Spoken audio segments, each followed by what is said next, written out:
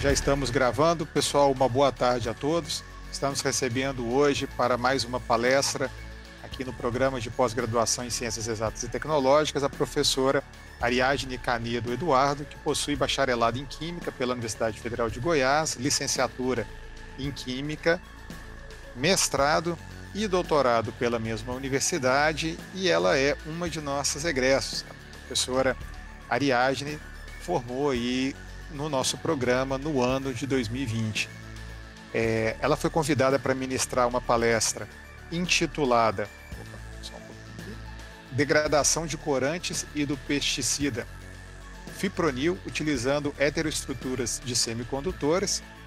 Eu aproveito para lembrar a todos que essa semana, hoje é segunda-feira, né, na sexta-feira, no dia 23/4, teremos mais uma palestra, também no horário das 14 horas, dessa vez da professora Kellen Cristina Mesquita Borges, tá bom? Outra egresso de nosso programa. Nós vamos ter os nossos 4 egressos de 5 palestrando nesse primeiro semestre. Só a egressa Marta, que titulou nesse primeiro semestre de 2021, que vem falar conosco no segundo semestre de 2021.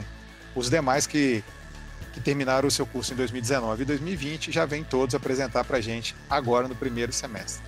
Então, Ariadne, em nome da coordenação, eu agradeço por ter aceitado o nosso convite, enfim, falar um pouquinho para a gente sobre o seu doutorado, sobre o seu tema de estudos, e fica à vontade para fazer a sua apresentação. Obrigado. Muito obrigada, professor André. Eu gostaria de começar, agradecendo pelo convite. Eu fiquei muito feliz, de ter recebido o convite e de poder apresentar para vocês o trabalho que eu desenvolvi durante meu doutorado e também para despertar um pouco em vocês o ponto relacionado com a temática ambiental, que meu trabalho ele foi um trabalho, então, relacionado com a temática ambiental. Vou apresentar aqui a minha tela para vocês.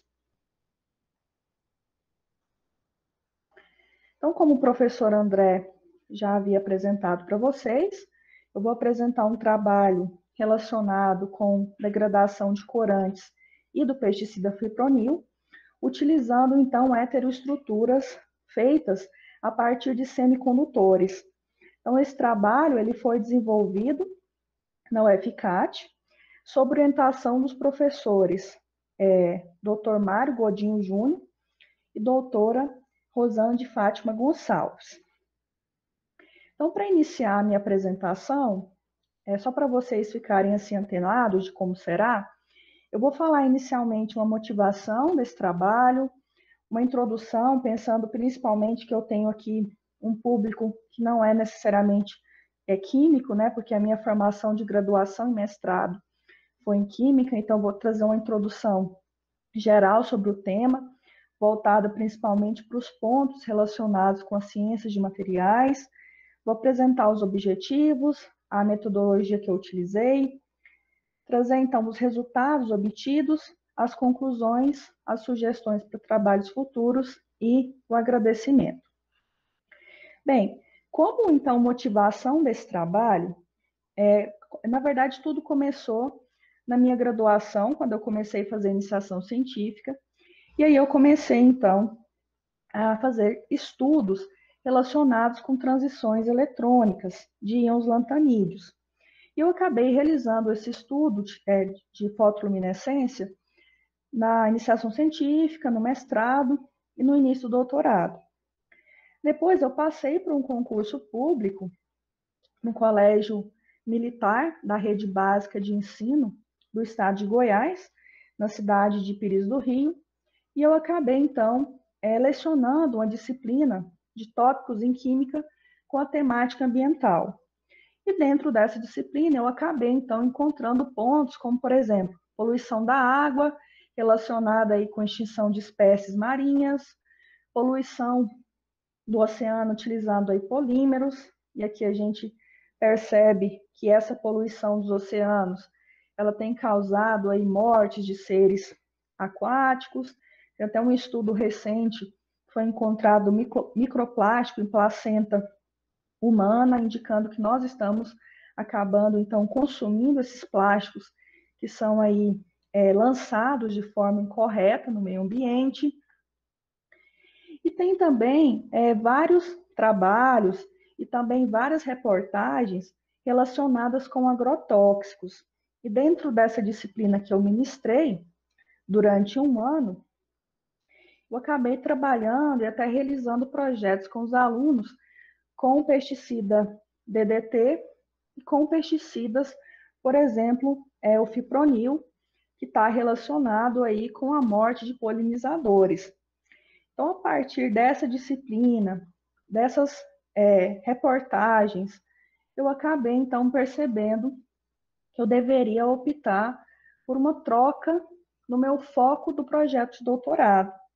E foi aí, então, que eu comecei a desenvolver uma pesquisa relacionada a desenvolver mecanismos para amenizar ou mineralizar poluentes presentes, então, aí na água.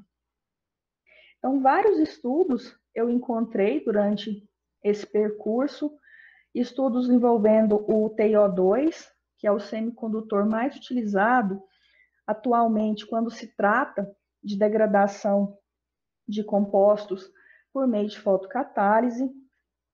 Encontrei também trabalhos relacionados com corantes, utilizando também semicondutores e, novamente, a temática ambiental envolvida na despoluição de água. Então, mediante a essa motivação, eu desenvolvi esse trabalho pensando principalmente na aplicação dessa estrutura, desse material desenvolvido, para ter um retorno para essa área ambiental. E foi por isso que o meu trabalho, inclusive o título, traz consigo o pesticida fipronil, por todo o dano ambiental que ele vem causando e por todo o equilíbrio aí que ele vem, por todo o desequilíbrio que ele vem desenvolvendo, principalmente quando se trata da degradação aí de polinizadores. Bem, além desses estudos que eu mostrei para vocês, tem também vários estudos, eu peguei aqui alguns mais recentes, relacionados com o azul de metileno. Então, o azul de metileno ele acaba sendo um corante padrão quando se trata de degradação ambiental, porque ele é muito resistente à sua descoloração. Então, eu também resolvi utilizá-lo para usá-lo, então, aí como padrão e fazer comparações com trabalhos da literatura. Bem, então essa foi a motivação do meu trabalho. Além dessas partes que eu apresentei para vocês, teve também vários seminários durante o meu doutorado, eventos que o próprio programa realizou. Então, sempre que tinha algo relacionado com essa temática ambiental, eu me questionava por que não desenvolver algo nesse sentido. Eu deixo para vocês essa dica. Sempre ficarem se perguntando o que eu, como aluno de doutorado, eu posso fazer em benefício, então, aí para a sociedade. Então, vou apresentar agora a introdução do meu trabalho. Então, vou iniciar aqui com essa temática dos corantes. Então, hoje, um dos grandes problemas quando se trata de poluição aquática é a emissão, então, de águas coloridas, seja, então, águas oriundas aí de efluentes industriais, como, por exemplo, indústria têxtil, seja também, por exemplo, de resíduos agrícolas. Então, qual é o grande problema, então, dessas atividades antrópicas, ou seja, dessas atividades que o próprio ser humano causa danos aí ao meio ambiente?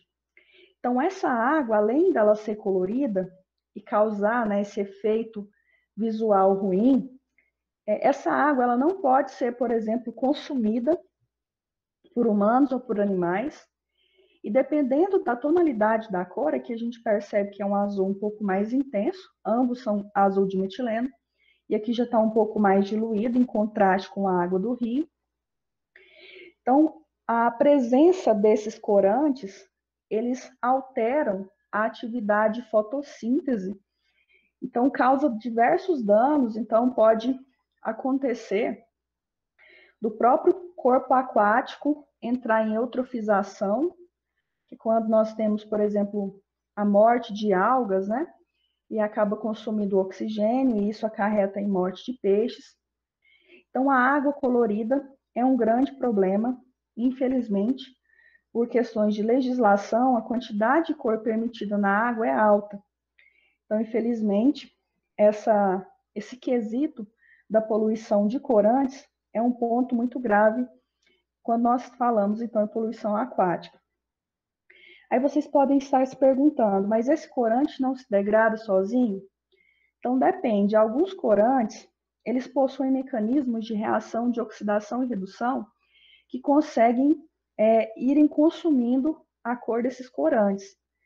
Porém, corantes muito intensos, como o azul de metileno, dificilmente eles vão ser degradados na natureza sem alguma ajuda de algum processo, seja biológico, seja químico, seja físico. Então, esse é um primeiro problema quando se trata aí da presença de corantes em águas. Comparando também a atividade agrícola, então aqui tem, por exemplo, a aplicação, né, de defensivos, fitossanitários, agrotóxicos, defensivos agrícolas, que na verdade é tudo a mesma coisa, só muda aí a maneira, né, de representar. O Brasil, por exemplo, é um país que utiliza muito as práticas agrícolas, e quando há o lançamento, então, desses agrotóxicos nas plantas, nas plantações, pode acontecer o seguinte: pode acontecer o escorrimento superficial através da água da chuva, ou mesmo a lixiviação do solo.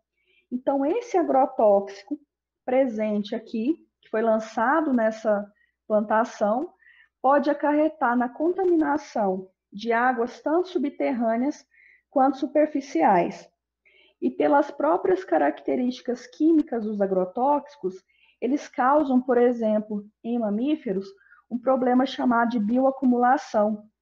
Então, ele vai se acumulando ali no tecido adiposo e, consequentemente, pode acarretar problemas como câncer. Além, né, dos mamíferos, se a gente comparar, tem o problema também relacionado com insetos, que a maioria desses agrotóxicos, eles têm essa característica de atuar no sistema nervoso, então, de insetos, para matar esse inseto, e aí causa problemas como essa reportagem aqui de 2019, relacionada com a morte aí de 50 milhões de abelhas em Santa Catarina. Ah, mas qual que é a importância das abelhas? A sua atuação como polinizador é muito importante, né, para os alimentos, para as flores. Então, a morte das abelhas causada, por exemplo, por pesticida, causa um dano aí ambiental, um desequilíbrio irreparável. Considerando, por exemplo, esse agrotóxico das abelhas, ele recebe o nome aí de fipronil. O fipronil, ele é um agrotóxico fácil de ser comprado. Ele está presente, por exemplo, em coleiras de pulga, antipulgas de cachorros. Ele está presente também em algumas bisnagas de matar insetos, formigas. Então, apesar do seu dano tão grande para polinizadores, ele é um agrotóxico aí encontrado no dia a dia. E o grande problema do fipronil, que tem essa estrutura química que eu estou representando aqui para vocês, é que ele atua de forma não seletiva, ou seja, ele mata o inseto independente do seu tipo. Então, todos os insetos que tiverem contato com fipronil acabam, então, sendo mortos. Isso causa um problema aí irreparável, se a gente pensar, por exemplo, em abelhas e borboletas, que são os polinizadores. O que pode ser feito, então, para remediar esse problema de poluição? Atualmente, existem aí 3 grandes tipos, que são os processos biológicos, que utilizam aí bactérias, né, os processos aeróbicos, anaeróbico e enzimático. Esses processos biológicos, eles são processos caros, porém, apesar deles serem eficientes para alguns tipos de contaminantes, quando se trata de corantes, eles não são tão eficazes. Então, seria necessário, além da utilização de um tratamento biológico, a utilização posterior de outro tipo de tratamento, o que acaba tornando o processo biológico não tão vantajoso. O processo físico utiliza etapas físicas, como, por exemplo, decantação, filtração e adsorção. O processo de adsorção é quando utiliza um material, por exemplo, carvão ativado, e ele vai acabar absorvendo na sua superfície aquele contaminante. Muitas vezes você acaba trocando esse contaminante do meio, passando ele, por exemplo, da solução para o carvão ativado ou para o outro tipo de absorvente ali que você está utilizando. E assim como o processo biológico, é um processo não tão eficaz que demanda aí várias etapas e custos maiores. Dentro dos processos químicos, tem o processo de incineração, que geralmente causa um outro problema, que é a eliminação aí de gases, estufa. Tem o processo eletroquímico, que é extremamente eficiente, porém utiliza corrente elétrica e eletrodos específicos. E tem também os POAs, que são chamados de processos oxidativos avançados. Dentro desses processos, ele se divide em processo FENTO, a ozonização, que é um processo que utiliza gás ozônio, e também a fotocatálise, que foi o foco, então, de pesquisa nesse trabalho. Então, um diferencial da fotocatálise em relação aos demais é que ele vai utilizar transições eletrônicas de semicondutores para geração de radicais e, posteriormente, a degradação do composto ali orgânico. Ariadne, Oi, desculpe professor. lhe interromper, nós temos uma pergunta aqui do Eduardo Nunes de Magalhães. Ele pergunta qual tipo de processo tira mais contaminante, se os aeróbicos ou anaeróbicos. Obrigado. Sim. Bem, em relação ao processo biológico, vai depender do meio que você está analisando. Geralmente, o processo anaeróbico, ele consegue aí tirar a quantidade maior de poluente do meio do que o aeróbico. Porém, dentre os processos biológicos, o mais utilizado é o enzimático, que o enzimático ele vai utilizar os sítios ativos das enzimas e elas têm uma quantidade, uma especificidade maior.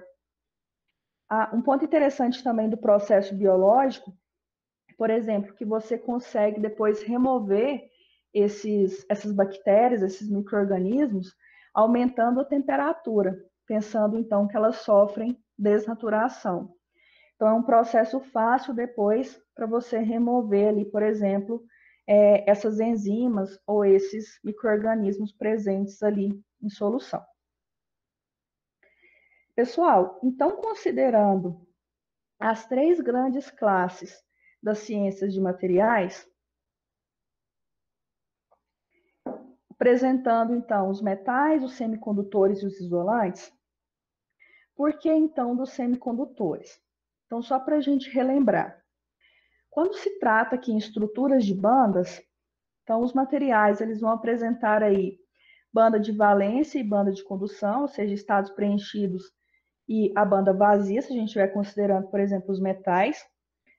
E os semicondutores e os isolantes, eles vão apresentar aqui um distanciamento entre essas bandas que recebe o nome de energia de band gap.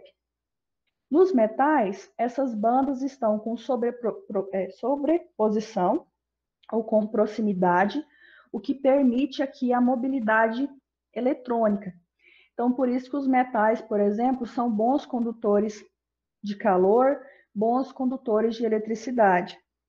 O mesmo nós não podemos falar dos isolantes. Então, por exemplo, quando considera a comparação de um isolante com um metal, a principal característica do isolante é que ele é um mau condutor, tanto de calor quanto de eletricidade. Então, comparando o semicondutor com o isolante, que eles são as estruturas mais semelhantes, o que vai diferenciá-lo será aqui a magnitude do espaçamento.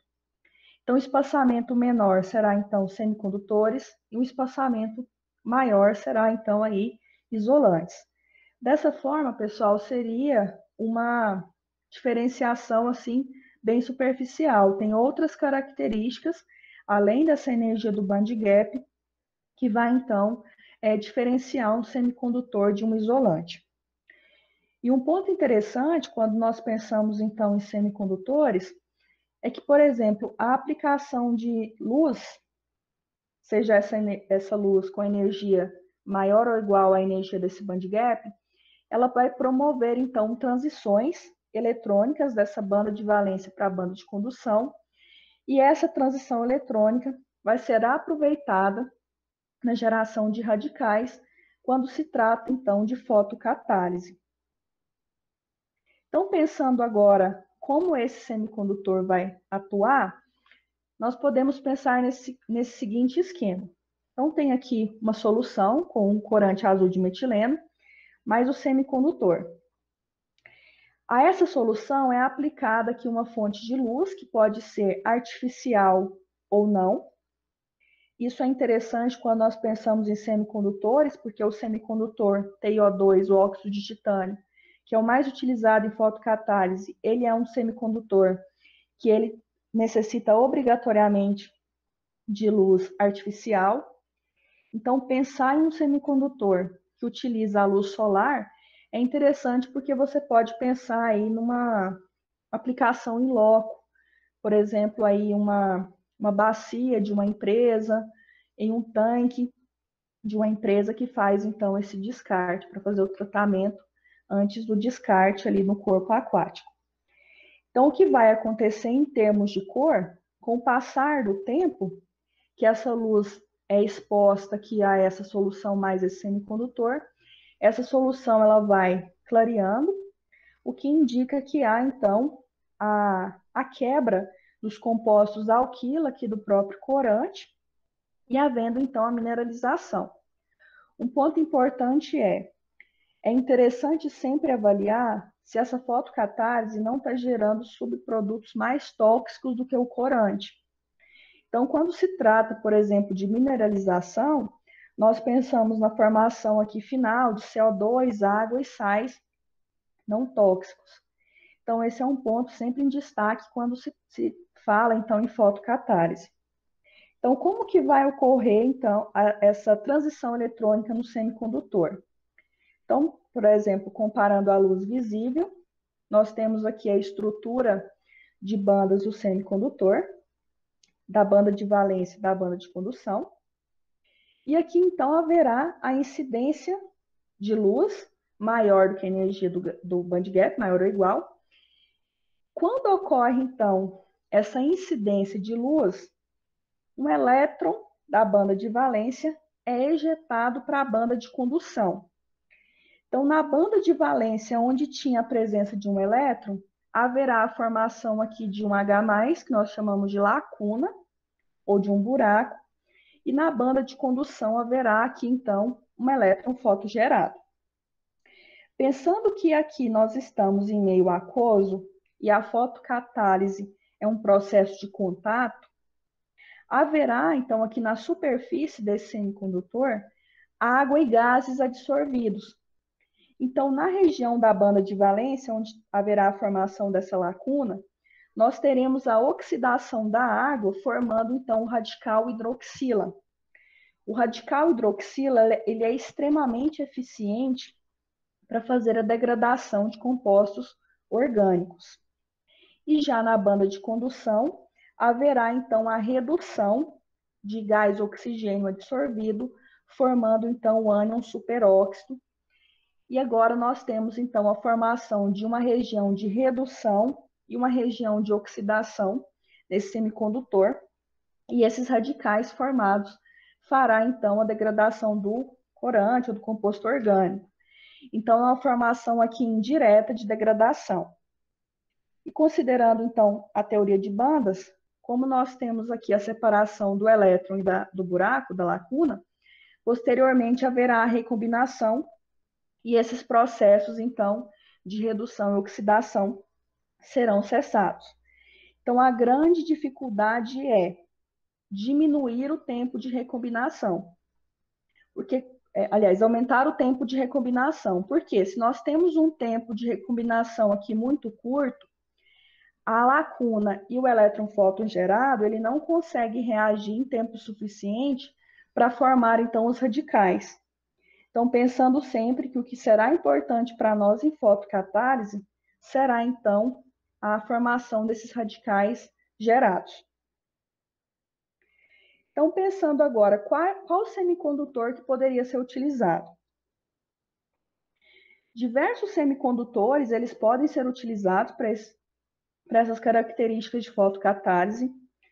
Então, o meu grupo já estudou vários semicondutores, e um deles foi o vanadato bismuto, que é o BiVO4. O vanadato bismuto ele pode ser encontrado na natureza com a estrutura ortorrômbica, na forma do mineral pucherita. E de forma sintética, ele pode ser obtido nas estruturas tetragonal xelita, monoclínica xelita e também tetragonal zircônia.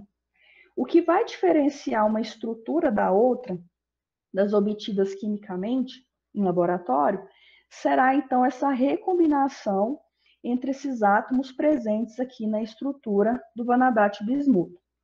Então aqui a gente pode considerar que um átomo de oxigênio, ele vai coordenar aqui 4 átomos de oxigênio, vai coordenar um átomo de vanádio, formando aqui esses tetraedros de vanádio. E esses tetraedros, 4 tetraedros nas estruturas tetragonais, vão coordenar então um átomo de bismuto, formando então a estrutura tetragonal. Na estrutura tetragonal zircônia, pela característica química que ela apresenta, nós teremos, então, pela análise tridimensional, 6 tetraedros coordenando, então, um átomo aí de bismuto. Uma coisa interessante é que as duas estruturas do tipo xelita, tanto a tetragonal xelita quanto a monoclínica xelita, elas são muito semelhantes. O que vai diferenciar vai ser o eixo de simetria do átomo de bismuto. Então, na estrutura monoclínica, o átomo de bismuto ele vai estar levemente deslocado, e aí, devido a esse deslocamento, vai diferenciar, então, essas duas estruturas. Um outro ponto também de destaque, que diferencia a estrutura tetragonal zircônia, por exemplo, com a monoclínica, é que na tetragonal zircônia, a contribuição da banda de valência é proveniente dos orbitais 2p do átomo de oxigênio e a banda de condução dos orbitais 3d do átomo de vanádio. Já na estrutura monoclínica, devido à presença do átomo de bismuto levemente distorcido, nós teremos então uma contribuição do orbital 6s do bismuto para o 3d do vanádio. Então agora nós teremos aqui uma diferença na região de absorção. Então a estrutura monoclínica, ela vai absorver na região do visível. Então poderia ser utilizado, por exemplo, a fonte de fotocatálise como a luz solar. E já a estrutura tetragonal zircônia, como ela apresenta aqui um valor de bandgap um pouco maior, ela já tem absorção na região aqui do ultravioleta. Pela semelhança da estrutura tetragonal xelita, tanto a estrutura tetragonal xelita quanto a monoclínica, elas vão ter essa característica de absorção no visível. Então, por que escolher então o vanadato bismuto? Então, numa busca realizada, eu percebi que o vanadato bismuto ele é utilizado para diversos fins. Pigmentos, então ele tem uma pigmentação, uma coloração amarelo bem intenso, supercapacitores, atividade microbiana, fotoeletroquímica, um processo chamado de water splint, que é um processo aí semelhante com fotocatálise, mas que vai utilizar um fotocatalisador de semicondutor para geração de gás hidrogênio e oxigênio. Então, haverá a quebra da água nos gases oxigênio e hidrogênio. E também aqui na fotocatálise. Porém, apesar de todas as vantagens do vanadato bismuto, a sua característica química da banda de condução impede que ele tenha uma contribuição ativa para a formação do radical superóxido. Então, percebe-se pelos artigos da literatura que a sua principal contribuição seria apenas de oxidação nessa formação aqui do radical hidroxila. Então, nós estaríamos perdendo toda a parte de geração de radicais de redução, utilizando apenas o vanadate bismuto. Então, o que pode ser feito para remediar? Aqui, como alternativa, ele pode ser combinado com outros semicondutores, ou mesmo aqui com metais, formando estruturas conhecidas como heteroestruturas. Então, dessa maneira, não tem perca quando se trata aí do processo de fotocatálise e haverá de forma eficiente tanto a geração de radicais hidroxila, tanto a formação de radicais aí do tipo superóxido. Então, quem escolher para combinar aqui com o vanadate bismuto? Um outro semicondutor muito conhecido e estudado também no grupo é o fosfato de sério, que é um fosfato aqui lantanídeo, né, do íon lantanídeo sério.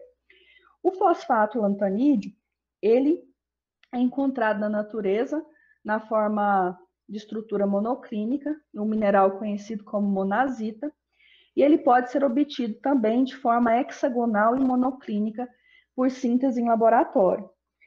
Então, aqui nós temos a primeira representação aqui da estrutura hexagonal. Então, nós temos a formação aqui dos tetraedros. Então, um átomo de fósforo é coordenado por 4 átomos de oxigênio, formando esses tetraedros de PO4. E 6 tetraedros vão coordenar aqui o átomo de sério na estrutura hexagonal. A diferença da estrutura hexagonal para a monoclínica é que na monoclínica haverá, então, a coordenação por 7 tetraedros. O que vai diferenciar essas duas estruturas são as características químicas. Então, por exemplo, a estrutura monoclínica ela é utilizada em formulações de filtro solar. Já essa estrutura hexagonal ela é mais utilizada para fins de fotocatálise. Então, a própria estrutura química dessas duas estruturas vão indicar para qual finalidade elas terão maior aplicação. Assim como para o vanadate bismuto, diversas características são relacionadas com o fosfato sério, como, por exemplo, fotoproteção, filtros inorgânicos, catálise de hidrogenação, por exemplo, em biocombustíveis. Tem também uns estudos relacionados com terapia fototérmica para utilização, por exemplo, em tipos de tumores, além do processo de fotocatálise. Então, a fotocatálise, combinando esses dois materiais, vanadate bismuto e fosfato sério, traz várias vantagens, porque o próprio fosfato sério, ele já tem como característica apresentar baixa toxicidade, por isso que ele é utilizado em filtro solar, e também boa estabilidade química. O que seria isso? Por exemplo, se você está fazendo uma fotocatálise e você coloca um composto que não é estável, a formação de radicais fará, então, a corrosão desse próprio semicondutor. Então, esses semicondutores com boa estabilidade química, eles vão ter essa característica de não sofrerem danos com os radicais gerados durante a fotocatálise. Então, como que vai funcionar essa combinação desses dois semicondutores? Diversas formas podem ser visualizadas na formação de heteroestruturas. Então, tem a formação, por exemplo, de estruturas do tipo core shell, onde você tem ali a formação como se fosse um ovo cozido, um semicondutor fica dentro, como se fosse um núcleo, e o outro fica de fora, formando ali uma casca. Tem também heteroestruturas com junção lateral. Então, tem vários tipos de formação de heteroestruturas, quando você junta dois semicondutores, um semicondutor e um metal. Nesse trabalho, a gente pensou, então, numa junção lateral, onde nós tivemos, então, a formação aqui de uma região chamada de interface entre os dois semicondutores. Então, como que vai funcionar de forma esquemática? Nós teremos aqui os dois semicondutores, o fosfato de sério e o vanadate bismuto. Então, nós, por meios de processos de síntese, nós colocamos esses dois semicondutores em contato para a formação, então, dessa heteroestrutura com essa junção aqui do tipo lateral. Aqui a gente consegue perceber que o espaçamento do band gap entre esses dois semicondutores é diferente. Então, esse é um dos critérios quando se trata aí de junção de dois semicondutores. Essa diferença aqui na magnitude do band gap. Depois que os dois semicondutores estão em contato, haverá então uma separação de cargas. Então, vai funcionar da seguinte maneira: tem aqui a incidência da luz. Então, haverá aqui um elétron da banda de valência será ejetado para a banda de condução. Quando ocorre esse processo, haverá então a formação de uma lacuna na banda de valência e de um elétron na banda de condução, semelhante a um processo de apenas um semicondutor. E esse processo, então, vai acontecer nos dois semicondutores. Formação de lacunas e formação aqui de elétrons fotogerados. Como esses dois semicondutores estão em contato, haverá a migração das lacunas para a banda de valência de apenas um semicondutor, e haverá, então, nesse semicondutor, como, por exemplo, de forma esquemática, o vanadato-bismuto.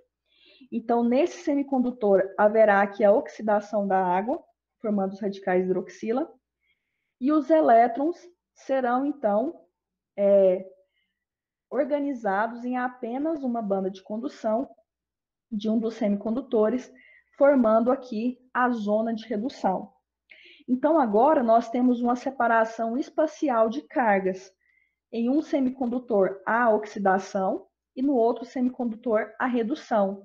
Isso vai acontecer e vai causar o seguinte: vai causar um tempo muito maior para que ocorra a recombinação. Então, por isso, haverá uma quantidade de radicais muito maior gerado quando nós pensamos, então, aqui na formação de semicondutores. Então, aqui nós temos o acoplamento entre essas bandas e o nivelamento também no chamado nível de Fermi entre esses dois semicondutores. E nessa região, onde ocorre o acoplamento, há então a formação de uma interface que vai promover a migração tanto de lacunas quanto de elétrons e, consequentemente, a formação dessas duas regiões. Como principal função, a formação dessa interface, ela tem como característica a melhoria nas propriedades fotocatalíticas. E um ponto importante é que essa junção ela não vai afetar as propriedades cristalinas. Então, as propriedades do vanadato-bismuto vão se manter, do fosfato séreo vão se manter. Mas haverá aqui uma região entre esses dois semicondutores que vai ter, então, essa mobilidade, tanto de elétrons quanto de lacunas. Então, de forma reacional, como que isso vai acontecer? Então, tem aqui a heteroestrutura, esse traço significa a heteroestrutura. Tem a incidência de luz, então haverá uma região rica em lacunas e uma região rica em elétrons. As lacunas vão reagir com a água absorvida na superfície e vão formar o radical hidroxila. Já os elétrons acumulados vão reagir com gás oxigênio absorvido e vão formar, então, radicais. Esses radicais vão entrar em contato com um composto orgânico, que aqui poderia ser um corante, poderia ser um pesticida, poderia ser um hormônio, produto orgânico aí qualquer, e vai, então, realizar a degradação aqui desses produtos. Bem, dentre os métodos da literatura, existem várias maneiras de se obter uma heteroestrutura. Então, o que foi realizado para escolher o método? Então, foi pensado no método mais vantajoso. Menor custo, maior velocidade, obtenção de partículas com maior área de contato, partículas com morfologias bem definidas. Então, dentro dos métodos disponíveis, foi escolhido, então, um método chamado de coprecipitação, que você faz, então, a coprecipitação de íons a partir de ácidos e bases de Lewis, e, posteriormente, adiciona essa solução com esses íons coprecipitados a um reator de Teflon, porque o reator de Teflon no micro-ondas ele não causa nenhum tipo de interferência. Adiciona-se aqui um reator. Então, esse reator tem também o controle, além de pressão, nós temos também a controle de temperatura aqui, por uma caixa acoplada aqui ao micro-ondas. Nós utilizamos, então, um micro-ondas doméstico adaptado. Então, esse método recebe o nome de método hidrotérmico assistido por micro-ondas, onde as próprias radiações micro-ondas vão organizar e alinhar a nucleação do material ali deseja ser obtido. Aí vocês podem se perguntar, mas qual que é a vantagem? Se a gente considerar, por exemplo, aqui o fluxo de aquecimento do micro-ondas com o aquecimento convencional, no aquecimento convencional nós temos um processo de convecção, ou seja, você tem um aquecimento de fora para dentro. Já no aquecimento do tipo micro-ondas, você tem um aquecimento de dentro para fora. E esse aquecimento de dentro para fora, além de acelerar o processo, traz então a formação de partículas com maior homogeneidade, maior pureza e, consequentemente, com uma função agregada a ela com maiores propriedades. Pensando, por exemplo, que a fotocatálise precisa de materiais do tipo cristalinos, porque a formação de defeitos causa a recombinação rápida, o tratamento convencional não seria tão interessante quando comparado, então, aqui ao hidrotérmico. Então, mediante a todos esses pontos que eu apresentei para vocês na introdução, os objetivos desse trabalho foi sintetizar, então, heteroestruturas contendo esses dois semicondutores, que foi o vanadato bismuto e o fosfato séreo, e posteriormente, então, estudar as propriedades fotocatalíticas dessas heteroestruturas. Em termos de metodologia, então, foi realizada a síntese, realizou-se, então, uma suspensão de vanadato bismuto em água, e a ele adicionou os precursores do fosfato de sério. Posteriormente, teve o ajuste de pH para 5. Esse pH para 5 foi de propósito para favorecer, então, a formação das fases tetragonais do vanadato bismuto e não a monoclínica. Esse estudo ele foi importante porque já havia vários trabalhos na literatura comparando o vanadato bismuto de estrutura monoclínica, mas quase nenhum relacionando a sua característica de fotocatálise de estrutura de fase tetragonal. Então, nós fizemos aqui o ajuste para 5 para garantir, então, esse pH. Posteriormente, nós tivemos aqui o método de coprecipitação, centrifugamos e lavamos e obtivemos, então, a formação aqui do sólido amarelo. E para a formação, então, do tratamento hidrotérmico, adicionou, então, no copo de Teflon, reator hidrotérmico e tratou no micro-ondas por 130 graus Celsius por 30 minutos, numa pressão variante entre 3 e 4 bar. Só para quesito de curiosidade, se a gente fosse considerar, por exemplo, um tratamento convencional, aqui seria, por exemplo, 12 horas e não 30 minutos. E temperaturas muito elevadas, tipo 1.000 graus, 1.500 graus. Então, a vantagem do método hidrotérmico requer menores tempos e menores temperaturas. Depois a gente lavou e centrifugou, secou em estufa e obteve, então, o material para fazer, então, as caracterizações. Então, essa foi a primeira heteroestrutura, que foi o vanadato bismuto barra fosfato séreo. Então, o vanadato bismuto primeiro indicava que ele já estava previamente sintetizado. Para a formação da segunda heteroestrutura, que foi o fosfato séreo vanadato bismuto, o processo foi semelhante. A diferença é que agora fez uma suspensão de fosfato séreo e a ela adicionou, então, os precursores do vanadato bismuto. E a cor do produto gerado foi um pouco mais claro quando comparado, por exemplo, com a heteroestrutura anterior. Então, diversas caracterizações foram realizadas nesse trabalho para comprovar a formação dessa heteroestrutura de junção lateral, como difração de raio-x, espectroscopia do UV-Vis, infravermelho, Raman, MET, fotoluminescência, além dos ensaios de fotocatálise. Então, nos ensaios de fotocatálise de corantes, a metodologia realizada foi a seguinte. Então, adicionou-se aqui, por meio de suspensão, por meio de uma dispersão, água e o catalisador.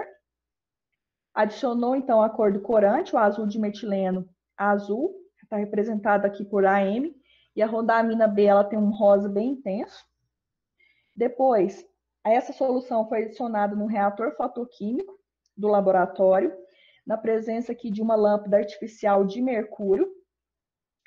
Fechou-se, então, a caixa de fotocatálise, ela é feita toda de Teflon, de MDF Teflon. A cada 15 minutos retirou-se as alíquotas, centrifugou para remover, então, o semicondutor, e o sobrenadante dessa centrifugação foi lido no espectrofotômetro de luz visível no próprio laboratório, com absorbância específica para cada corante. Então, esse foi o processo do ensaio dos corantes. Realizou também o reuso desses corantes, desse teste das heteroestruturas, para degradar novamente o corante, para ver, então, se a heteroestrutura tem estabilidade química e mesmo eficiência. Então, no reuso, no próprio reator fotoquímico, reestabeleceu a concentração de 10 a menos 5 mol por litro, que é uma concentração utilizada de forma padrão. Completou-se, então, o volume de 300 ml e repetiu aí o mesmo procedimento, tirando alíquotas, centrifugando e fazendo a leitura do sobrenadante. Em relação ao pesticida, nós fizemos, então, o mesmo processo. A diferença é que o pesticida ele era incolor. Nós usamos a mesma concentração, a mesma caixa, tudo igual. A diferença foi que manteve, então, essa caixa fechada no escuro, sem ligar a lâmpada por 30 minutos, e depois com a lâmpada acesa por 75 minutos, e alíquotas foram retiradas aqui, centrifugadas, filtradas, e como não havia cor, nós precisamos, então, fazer a leitura por cromatografia líquida de alta eficiência, a fim de obter, então, os espectros e, consequentemente, verificar a degradação deste pesticida. Em termos de resultados, inicialmente nós caracterizamos o difração de raio-x para verificar, então, a formação dessas heteroestruturas. Então, para quem não está familiarizado com difração de raio-x, esses picos de difração, eles são comparados com um banco de dados, e aí você consegue, por exemplo, identificar qual material se trata e qual é a fase presente ali desse material, grupos espaciais, enfim. Então, o fosfato sério ele foi obtido com a estrutura hexagonal, que é a mais relacionada com a fotocatálise, e o vanadato bismuto, nós tivemos então uma mistura aqui entre tetragonal zircônia e tetragonal scheelita, que são as duas fases tetragonais. Esses pontinhos em vermelho seriam as regiões que estariam representados os picos se nós tivéssemos obtido um vanadato bismuto monoclínico. Porém, o próprio valor de pH já indicou para nós que não havia possibilidade de ter vanadato bismuto monoclínico.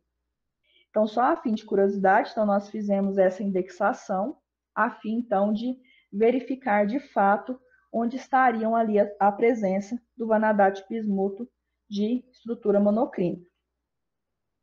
Para as heteroestruturas, nós percebemos o seguinte, que a heteroestrutura apenas obtida por coprecipitação sem ir no micro-ondas, ela não apresentou picos, então apresentou essa estrutura semelhante aqui à banda larga, o que indica a ausência de ordem estrutural a longo alcance. Já as heteroestruturas que foram tratadas termicamente apresentaram esses picos de difração referentes, então, a todos os materiais formadores.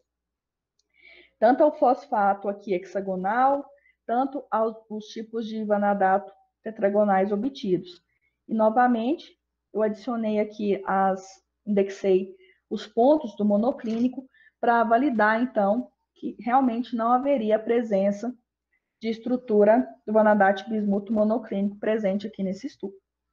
Ou seja, o método hidrotérmico ele foi essencial para a formação das heteroestruturas, comprovando para nós, mais uma vez, a eficiência desse método.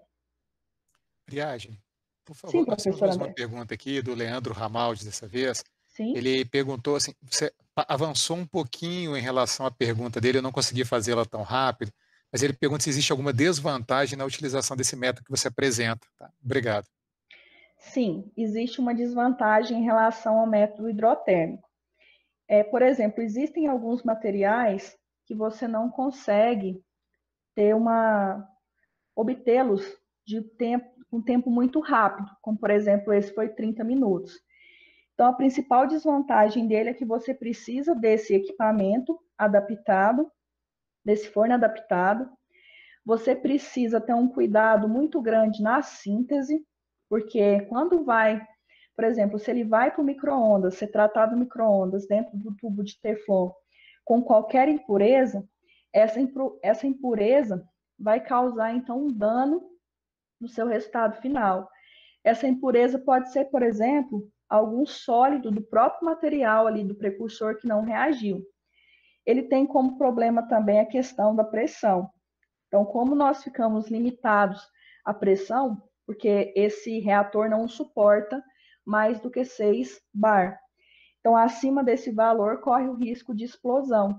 Então, as desvantagens seriam essas, que não são todos os tipos de materiais que conseguem ser obtidos em tempos mais rápidos, e também que você não consegue ter um controle de pressão maior do que 6. Um fato que já aconteceu comigo, quando eu utilizei a amônia dentro desse reator, que como a amônia tem uma pressão de vapor muito grande, então a pressão ela subiu rapidamente para mais de 6 e aí teve uma mini explosão ali no reator, acabou vazando o gás amônio no laboratório. Então, são alguns cuidados necessários. Esse equipamento de micro-ondas, ele é feito pelo pessoal lá de São Carlos, então tem o custo também de adquirir. Bem, uma outra caracterização que nós fizemos também foi a espectroscopia de reflectância difusa, utilizando aqui a região do VEVIS. Então, aqui o que a gente percebeu? Pensando aqui na região, né, do espectro visível. Considerando o pretinho aqui, que é o vanadat bismuto, então ele tem duas absorções, estão relacionadas com os orbitais 2p do oxigênio e 3d do vanádio, lá das bandas de condução e de valência e condução. E tem também aqui a transição do orbital 6s do bismuto para o 3d do vanádio. Então, essas duas transições são observadas. Quando se trata apenas do fosfato de sério, forma esse pico, que está relacionado com transições do próprio lantanídeo, transições 4F, 5D. Aí vocês podem estar se perguntando, mas e as transições FF? Na região do VEVIS, a gente percebe somente essa 4F para o 5D. A transição FF, ela é visualizada, então, no infravermelho para esse material, então, fosfato sério. Já as heteroestruturas apresentaram tanto essa absorção na região do ultravioleta, considerando aqui, então, a transição do fosfato de sério, quanto as transições relacionadas aqui com o vanadat bismuto. E uma coisa interessante é, comparando, né, as duas heteroestruturas, a gente percebe, então, que há a tendência da absorção no visível. Então, isso é bacana para a gente pensar, por exemplo, na utilização dessa heteroestrutura com a fonte de luz solar, e não apenas da luz artificial. Realizamos também a espectroscopia na região do infravermelho. Então, aqui nós conseguimos perceber vibrações. Então, a partir dessas vibrações e dos picos obtidos, a partir do número de onda, conseguiu, então, fazer a indexação e verificar, então, as vibrações daqueles fosfato, no caso do fosfato sério, da ligação do metal do bismuto com oxigênio, das ligações aqui do tetraedro. E aí nós percebemos o seguinte, que o fosfato de sério e o vanadat bismuto, eles apresentaram essas vibrações que foram as mesmas nas duas heteroestruturas. Porém, essa transição, essa vibração que aparece apenas nas heteroestruturas, não aparece nos semicondutores isolados. E essa transição indica, por exemplo, a formação daquela região de interface, onde tem o acoplamento, então, dos dois semicondutores que eu mostrei para vocês no esquema. Então, é mais um indício de formação aqui da heteroestrutura. Considerando também a intensidade, percebeu que a intensidade ela variou. E aí nós conseguimos verificar o seguinte, que quando colocava o fosfato primeiro e a ele depositava o vanadato bismuto, a intensidade do fosfato, das vibrações, foram maiores. Agora, quando adicionou primeiro o vanadato bismuto e a ele o fosfato sério, as vibrações relacionadas com o vanadato foram maiores, indicando que a ordem da heteroestrutura alterou, por exemplo, a intensidade das vibrações aqui na região do infravermelho. Fizemos também o Raman. Quando se trata de caracterização de materiais, o Raman ele é muito interessante, porque ele consegue, então, observar diferenças sutis no material, e foi uma técnica que serviu como determinante para indicar se realmente havia sido formada essa heteroestrutura entre os dois semicondutores. Então, aqui em preto é apenas fosfato sério, indicando, então, aqui as posições, né, que nós indexamos dos tetraedros e também relacionados aqui com o fosfato. Em vermelho, apenas o bismuto. Então, o que observou? Aqui em verde e em azul são as duas heteroestruturas. Então, deu para perceber que ela apresenta a maioria aqui dos picos desse ramo, porém estão levemente deslocados, tanto para a esquerda quanto para a direita. Inclusive, na heteroestrutura fosfato, na fosfato sério vanadato bismuto, tem a formação desse pico que não havia nos demais. Por que eu falei que foi determinante? Esse azul claro, essa cor aqui azul claro, foi feita uma mistura física na mesma proporção em mols de vanadato bismuto e fosfato sério. E foi lido. E aí, observando aqui, não tem diferença comparando, por exemplo, com o vanadato bismuto, já que o fosfato sério tem aqui uma intensidade muito inferior, então dá para ver ele discretamente. Então, significa que houve, de fato, a formação de uma heteroestrutura e não apenas uma mistura física, porque a mistura física apresentou, então, os mesmos picos vistos apenas por semicondutores isolados. Então, apresentando aqui o fosfato sério, foi necessário, inclusive, multiplicar aqui a intensidade, que a intensidade dele foi muito baixa comparado com o vanadato bismuto. Agora eu vou mostrar um zoom dessa região, indicando aqui esse deslocamento. Então, olha só, em vermelho, o vanadato bismuto, em azul claro, essa mistura física, então praticamente não há diferença.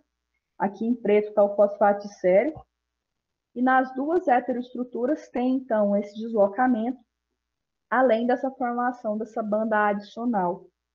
Então, esse deslocamento e essa banda adicional afirma que, de fato, teve alterações e houve, então, a formação da interface entre esses dois semicondutores.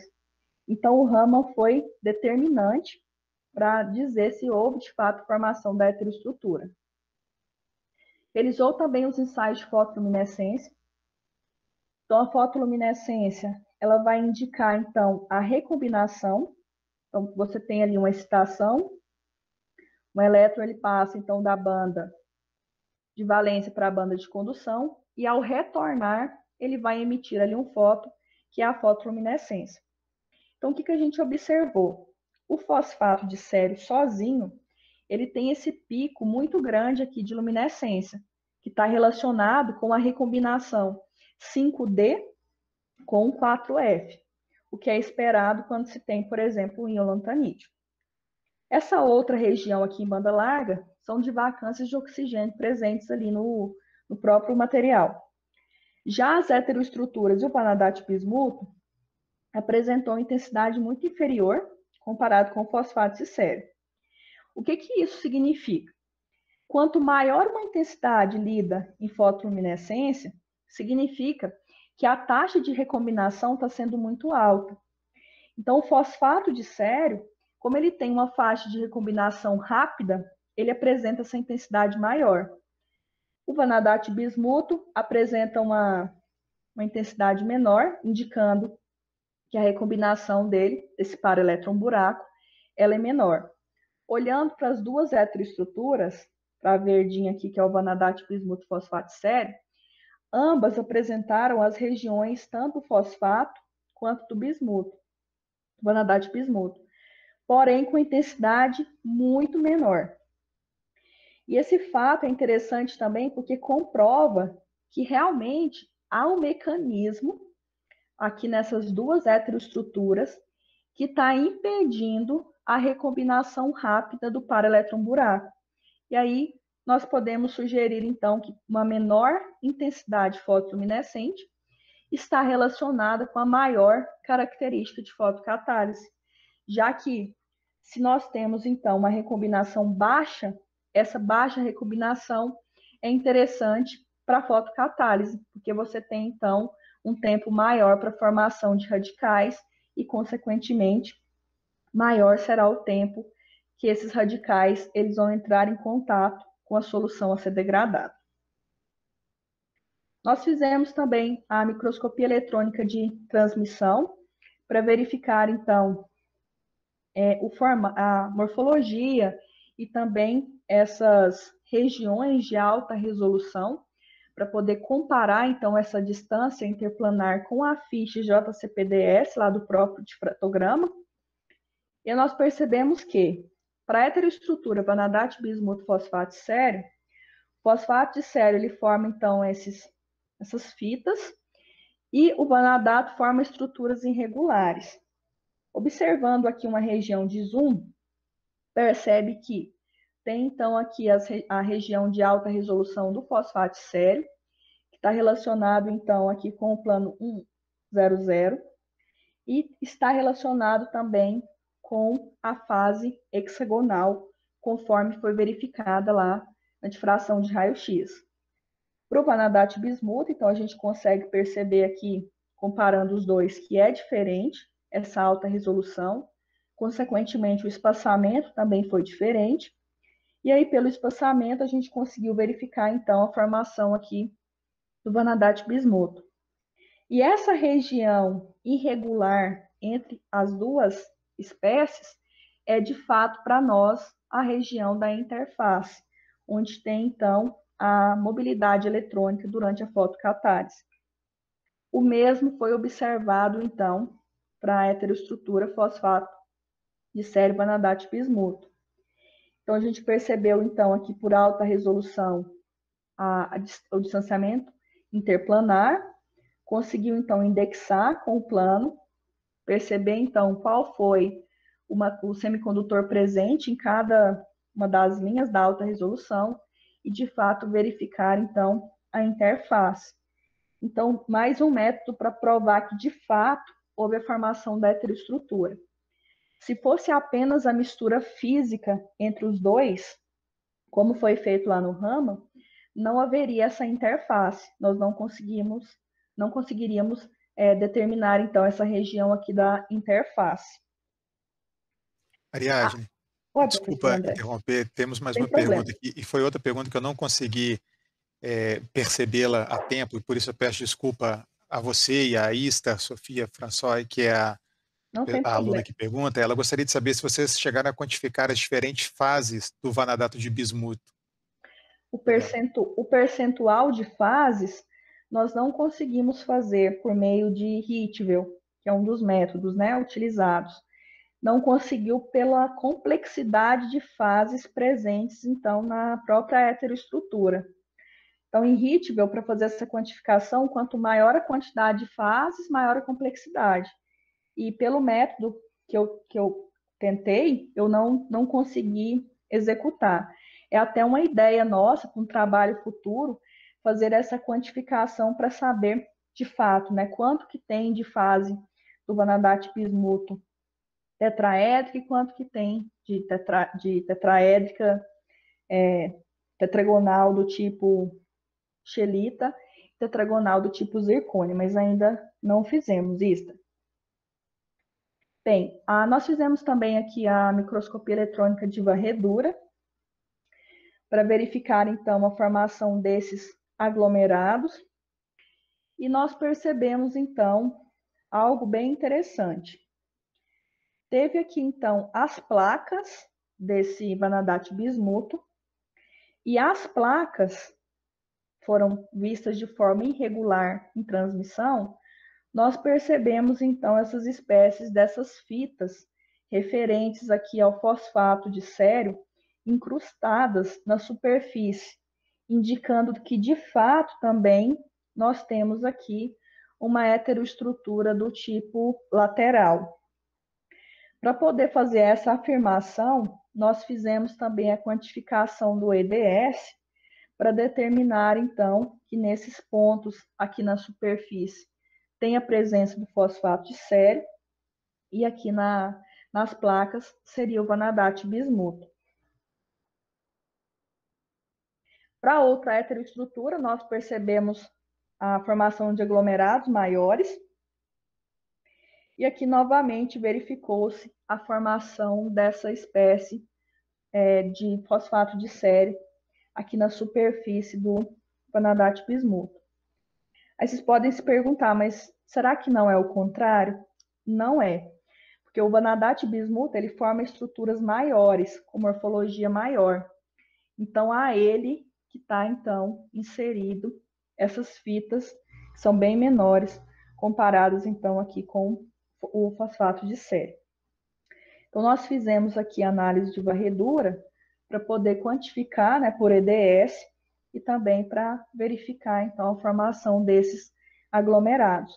Eu não coloquei o EDS aqui na apresentação, a gente vai até refazê-lo, porque no dia que eu recebi o arquivo, ele faltou a parte da composição do percentual, e aí eu achei que não ficaria legal apresentá-lo.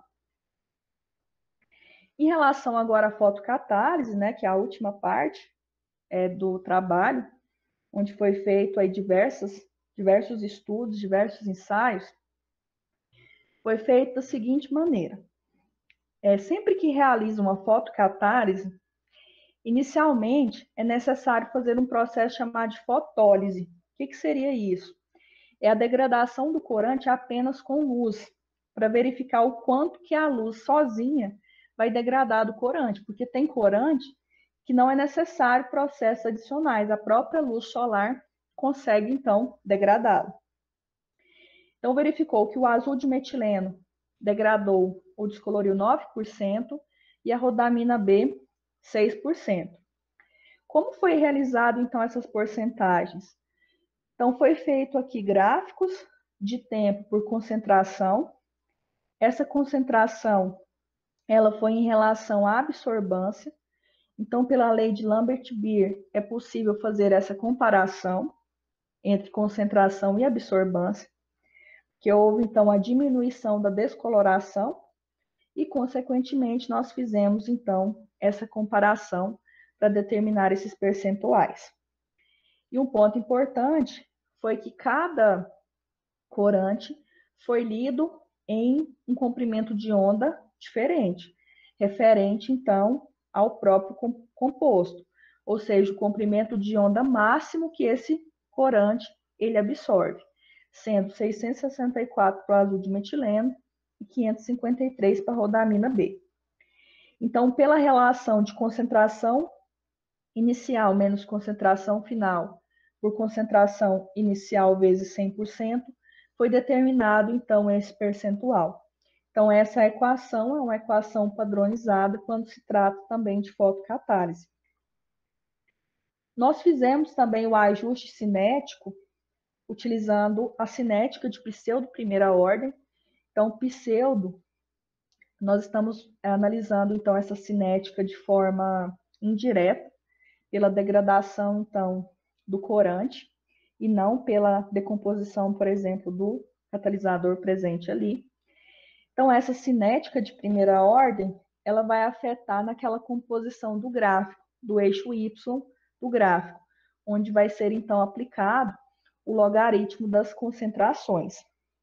E esse logaritmo da concentração equivale, então, à constante de velocidade e ao tempo de irradiação. Então, por extrapolação, por exemplo, de retas, é possível determinar, então, a constante de velocidade. E o tempo de meia-vida, que é o tempo necessário, né, para a amostra decair ou degradar pela metade, foi realizado a partir do logaritmo de 2 sobre essa constante de velocidade.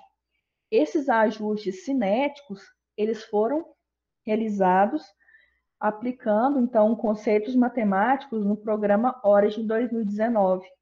Então, toda essa parte de cinética, de constante de velocidade, foi feita utilizando o Origin. E aí gerou uma quantidade e um volume muito grande de gráfico. Para facilitar e ficar mais dinâmico, eu coloquei os resultados em tabela para ficar mais fácil de analisar. Então, primeiramente, a degradação do azul de metileno. Então, para o azul de metileno, a gente degradou apenas o fosfato de sério coprecipitado, o fosfato de sério tratado no micro-ondas, o vanadato bismuto no micro-ondas e as duas heteroestruturas. Essa diferença entre o somente coprecipitado com o tratado no micro-ondas foi feito para validar uma informação que o método micro-ondas causa, então, maior cristalinidade no material, diminuindo, então, os defeitos e, consequentemente, trazendo melhorias para a fotocatálise. Porque, por exemplo, se você tem um material com defeitos, ou seja, com muitos níveis intermediários dentro ali do band gap, a recombinação ela vai ser muito mais rápida, e aí isso vai acarretar numa degradação aqui menor. Então, o fosfato de sério apresentou degradação de 22% e já o tratado no micro-ondas, 28%. Então, a gente consegue, então, aqui perceber a diferença. Então, aqui eu mostro para vocês o tempo, foi de 120 minutos, e aqui as constantes de velocidade. Então, de forma geral, quanto menor o valor obtido, considerando aqui a constante, nós teremos um processo mais lento. Quanto maior o valor, nós teremos aí um processo mais rápido. E isso implica também aqui na meia-vida. Então, no primeiro seria necessário um tempo muito maior comparado aqui com o tratado no micro-ondas. Comparando agora as duas heteroestruturas, nós chegamos aqui no tempo de até 150, porque em 120 tinha degradado apenas 80. E aí eu resolvi aumentar o tempo para verificar se chegaria até o 100, e chegou em 100 com 150. Então a gente percebe que, comparando com os semicondutores isolados, aqui então há uma melhoria significativa de degradação. Então passa do corante, da água azul para a água ali transparente, então parece mágico quando faz esse processo. E a gente consegue ver então um tempo de meia-vida aqui pequeno, por exemplo, 42 minutos, já conseguiria então degradar aqui essa amostra pela metade. Então isso é bem interessante, pensando aí no uso em loco, né? O tempo menor e uma quantidade aqui maior de descoloração. Para o azul de metileno, nós tivemos então também uma das heteroestruturas mais eficiente, porém teve uma que foi menos eficiente comparado com o vanadato bismuto puro. Isso porque aqui, quando tem a formação da heteroestrutura, nós temos então a incidência do cristal semente, que é esse material previamente sintetizado, que vai favorecer então o crescimento da segunda fase. Então, para esse fosfato de sério vanadato bismuto, nós acreditamos que a própria carga líquida da heteroestrutura, ela não foi eficaz para a rodamina B, quanto foi para o azul de metileno. Então, uma das ideias nossas como trabalho futuro é fazer o mesmo ensaio com outros tipos de corantes para verificar se essa heteroestrutura para outros tipos tem esse mesmo perfil ou se de fato ela é mais eficiente. Realizou também os reusos, né, para verificar, então, por exemplo, a estabilidade química. A gente percebeu uma coisa bem interessante. Então, para 2 reusos, teve uma redução de 16%, utilizando o mesmo semicondutor. Então, utilizou o mesmo semicondutor, degradou 100%. O mesmo, sem retirá-lo ali do sistema, 89, 84. Apesar dessa redução, ela ter acontecido, ela não é tão significante, porque nós podemos considerar o seguinte, que esse semicondutor, ele é muito fino, ou seja, ele tem nanopartículas muito pequenas. E a centrífuga do laboratório, ela não foi tão eficiente para fazer essa remoção. Então, pode ter acontecido a perca desse semicondutor entre as próprias vidrarias utilizadas, o que causou, então, essa redução. Mas mesmo com redução, tanto para o azul de metileno, com a heteroestrutura vanadate bismuto fosfato sério, quanto com a segunda heteroestrutura, nós percebemos que poderia ser utilizado de forma eficaz se fosse aplicado, por exemplo, aí em um tanque, em uma indústria. O corante rodamina B também teve uma redução um pouco menor, quando comparada, mas nós percebemos que, apesar da redução, novamente teve uma incidência aqui de degradação razoável.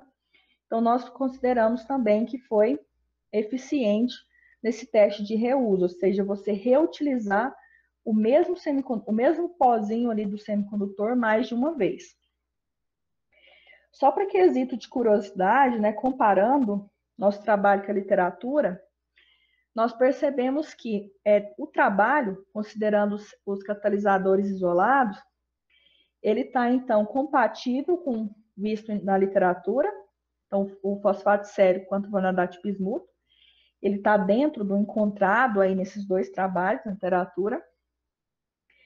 E comparando as heteroestruturas para o azul de metileno, ele tem aqui uma vantagem comparando-se a outras heteroestruturas com o vanadate bismuto, indicando então que o nosso trabalho ele trouxe aí para a comunidade científica esse ganho de apresentar uma nova heteroestrutura para essa finalidade de fotocatálise. Comparando a rodamina B, novamente nós percebemos que os semicondutores isolados apresentaram compatibilidade com o que é esperado aí na literatura. E agora as heteroestruturas apresentaram valores um pouco menores do que é encontrado na literatura. Esse resultado pode estar relacionado com o seguinte, que a estrutura monoclínica do vanadate bismuto, ela é mais apropriada para fotocatálise. Por isso tem vários estudos envolvendo a estrutura monoclínica, como esses 2 aqui. A estrutura tetragonal, ela não é tão eficiente quanto a monoclínica. Aí vocês podem se perguntar, mas por que você não utilizou a monoclínica? Eu não usei a monoclínica porque eu queria testar essa característica das estruturas tetragonais. E apesar de ser inferior ao encontrado na literatura, nós percebemos que essas estruturas, heteroestruturas, elas foram mais eficientes do que na literatura, por exemplo, para o pesticida fipronil, que é o que eu vou mostrar adiante. Então, o que nós fizemos? Pegou as 2 heteroestruturas, que apresentaram melhores resultados, e testamos com o pesticida fipronil. Esse gráfico é um gráfico aqui de área por tempo, do próprio equipamento lá do cromatografia líquida por alta eficiência. Então, aqui utiliza a degradação do pico para ter esses valores. E aí, somente no escuro, durante 30 minutos, a gente percebeu o seguinte, que a curva caiu de forma significativa. E com 30 minutos no escuro do pesticida com a heteroestrutura, teve uma degradação de 99,5% do mesmo. Então, apesar da heteroestrutura não ser tão eficiente para rodamina B como outras da literatura, para o fipronil ela se mostrou muito interessante. Então, degradou 99,5% sem luz, por processo de catálise, pelo próprio sítio ativo da heteroestrutura. E quando acendeu a lâmpada, então, da fotocatálise, essa heteroestrutura que tinha degradado 61%, degradou, então, até 80%, num tempo aqui de 105 minutos. Ou seja, para ser utilizado aí na natureza por indústria, isso aqui apresenta uma vantagem imensa. Ou seja, você não precisa apenas de sol para degradar. Eu represento, né, os cromatogramas em função de tempo pela resposta. Então, só para, às vezes, quem não conhece um cromatograma, esse pico em preto indica o tempo de retenção, no caso aqui do pesticida fipronil, no tempo zero. Conforme foi passando o tempo, verificou-se que teve uma diminuição na intensidade, nesse tempo de retenção, e teve essa formação desses ombrinhos aqui no gráfico. O que significa esses ombrinhos? Indica tempo de retenção de outras substâncias. Ou seja, durante a degradação do fipronil, por fotocatálise, tem então a geração aqui de subprodutos, tanto visto para vanadate bismuto fosfato sério, tanto visto para outra heteroestrutura, que nesse caso a intensidade foi tão baixa e o tempo de retenção aqui foi diferente, indicando que aqui nós temos então a formação de outras substâncias. Existe uma técnica chamada de cromatografia gasosa acoplada com massas que consegue saber de fato quem são essas substâncias. Essa análise eu não fiz por burocracia para marcar o equipamento para ser utilizado aqui em Catalão. Mas por artigos, nota-se que esses tempos aqui diferentes, nesses ombrinhos, indica que são substâncias menos tóxicas do que o fipronil. Ou seja, você está tirando o fipronil, que é tóxico da natureza, e devolvendo substâncias com menor toxicidade. Então, como conclusões desse trabalho... Sim, professor? Oi. Ariane, desculpa. Olha só, o Eduardo Nunes pergunta se vocês aplicaram alguma técnica estatística específica para dizer as diferenças encontradas no seu trabalho. Não aplicamos. Ainda não aplicamos um modelo matemático. O que nós aplicamos foi na parte de cinética, de ajuste cinético para fotocatálise. São dois modelos que existem mais usuais, que é o de pseudo primeira ordem e o de pseudo segunda ordem. O que vai diferenciar vai ser que um vai ser o logaritmo e o outro vai ser 1 sobre a concentração. E aí apliquei para todos os gráficos de fotocatálise, e aí a escolha daquele de pseudo primeira ordem foi mediante a formação da melhor reta, ou seja, a reta formada com ajuste mais próximo de 1 indicou maior confiança dos resultados, e aí nós aplicamos para todos os demais. Então, o ajuste matemático que foi realizado foi esse. E nós fizemos também no texto desvio padrão e essa análise aí referente à equação da reta. Mas outros ajustes não foram realizados. Em termos de conclusões, então, acho que a principal conclusão do trabalho foi que o método foi eficiente, o método de síntese foi eficiente para a obtenção das heteroestruturas formadas. As heteroestruturas, elas foram verificadas por diversas análises, por diversas caracterizações. Então, foi possível provar de fato que se trata de uma heteroestrutura e não de uma mistura física. E também que esse material, esses dois materiais, eles têm, então, essa aplicação tanto para corantes, tanto para pesticida, então, mostrando a versatilidade dos materiais formados aqui nesse trabalho. Essa parte que eu apresentei para vocês, eu foquei principalmente nos corantes e no pesticida. No meu trabalho de doutorado, eu fiz outras investigações também. por exemplo, relacionado com aquelas duas heteroestruturas, fase tetragonal, fase tetragonal zircônia, tetragonal scheelita. Então, outras análises, além da fotocatálise, também foi realizada. Mas eu quis apresentar para vocês o foco, né, principal nessa degradação de corantes de pesticida, mostrando, então, também essa vertente da aplicação das ciências de materiais.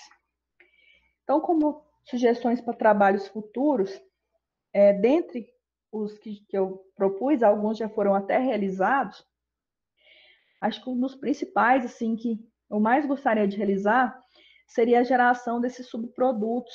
Então, pegando as alíquotas ali do cromatograma, da cromatografia, e fazendo essa leitura por cromatografia gasosa, para verificar a estrutura química dos intermediários e se de fato eles não são tão tóxicos. E, posteriormente, propor, né, um mecanismo de degradação.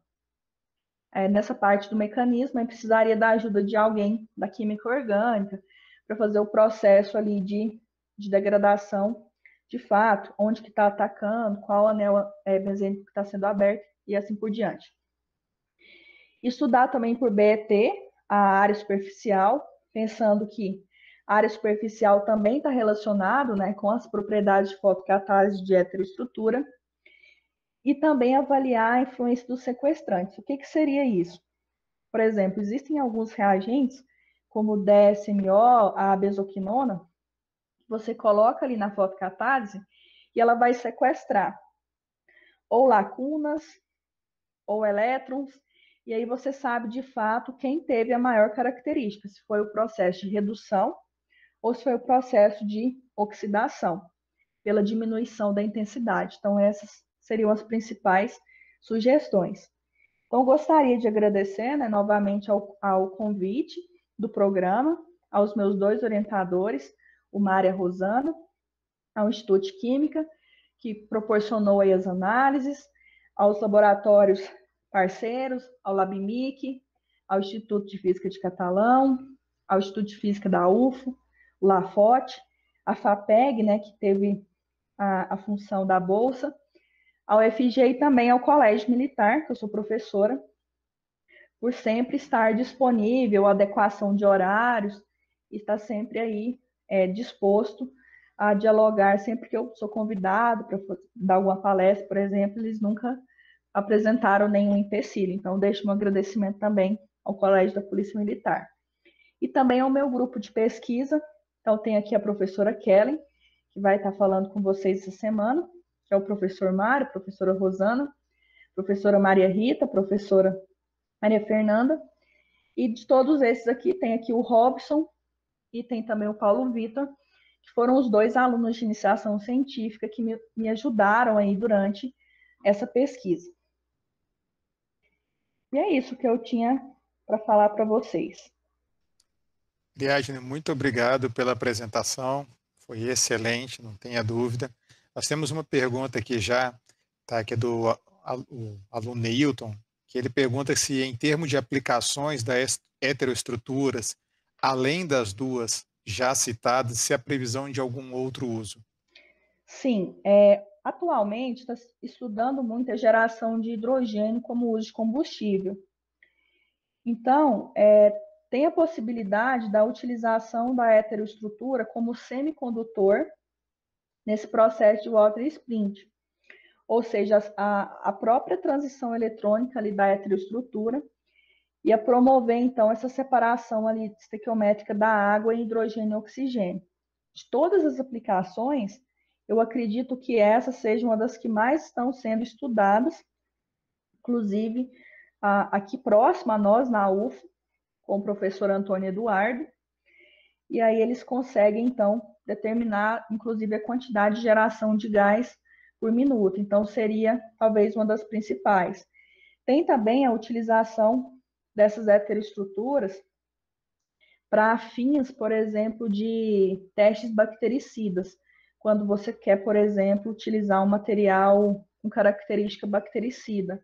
Em São Carlos, eles fazem muito isso utilizando a prata. essas heteroestruturas utilizando prata com essa finalidade bactericida.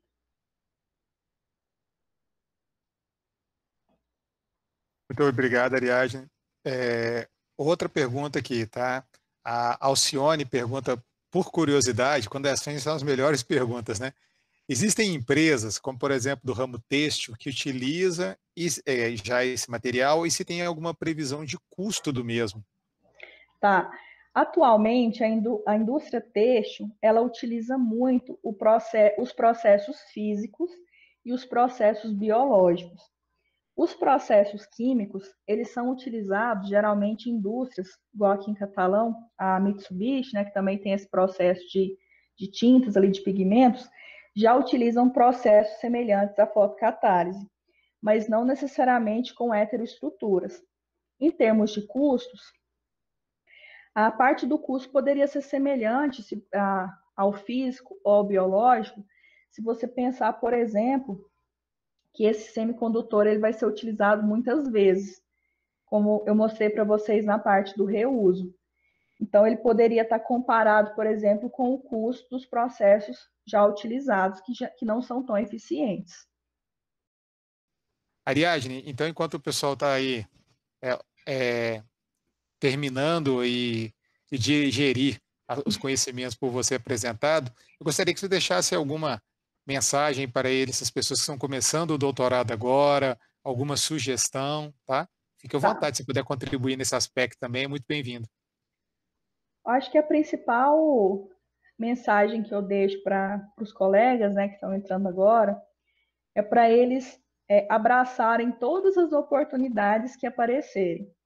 Então, por exemplo, vai ter um seminário da física, assistir, vai ter um seminário da engenharia.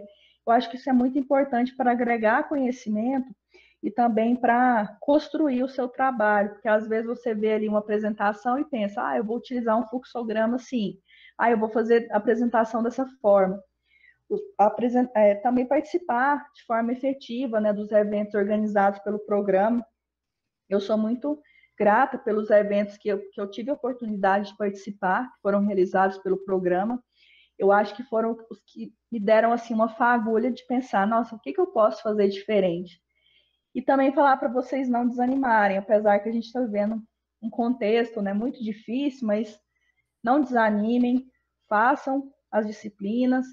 Eu acredito que todos vocês vão desenvolver produtos ótimos, pesquisas maravilhosas no final, mas tenham persistência, tenham força de vontade, que no final aí eu tenho certeza que vocês terão aí uma grande contribuição para a sociedade. Ótimo, Ariadne, muito obrigado. Pessoal, nenhuma outra pergunta? Então, vou pedir para vocês assim, não deixarem a sala, um minutinho só, eu vou encerrar a gravação e a gente termina, tá bom? Então, agradeço, Ariadne, novamente, em nome do programa, por ter estado conosco essa tarde, agradeço a todos que estão aqui presentes do programa e os que estiverem assistindo aí a essa palestra via YouTube, tá bom? Muito obrigado. Obrigada.